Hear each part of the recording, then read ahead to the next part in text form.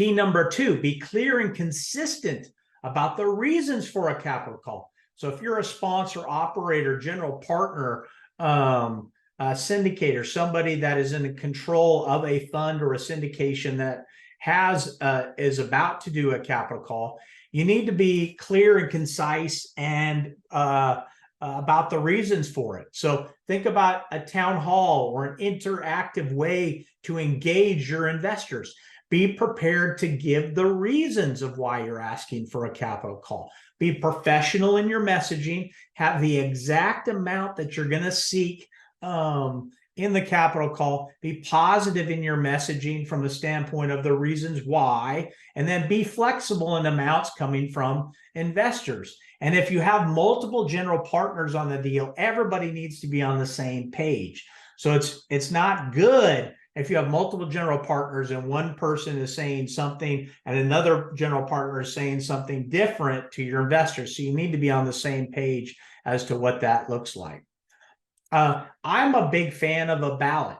So ballot, not necessarily, maybe your investors don't have a vote in whether there's going to be a capital call. So you're not necessarily, when I say ballot, you're not necessarily seeding or asking for people saying that you're not going to have a capital call if there isn't a vote required in your operating agreement, but you need an expression of interest from your passive investors. So sometimes people will gather that on the town hall, but what happens if some of your investors aren't able to attend the town hall, or they're not able to express their interest, right?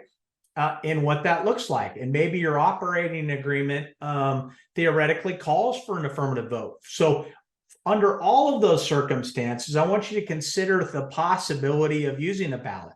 A ballot asks for a restatement. It basically gives you an opportunity to restate the reasons for the capital call. It asks for participation, and it gives them the choice to either participate or not participate. It reinforces the obligations of all fund investors to essentially express their intent in connection with it, and reminds the investors of, if they choose not to participate, what will happen.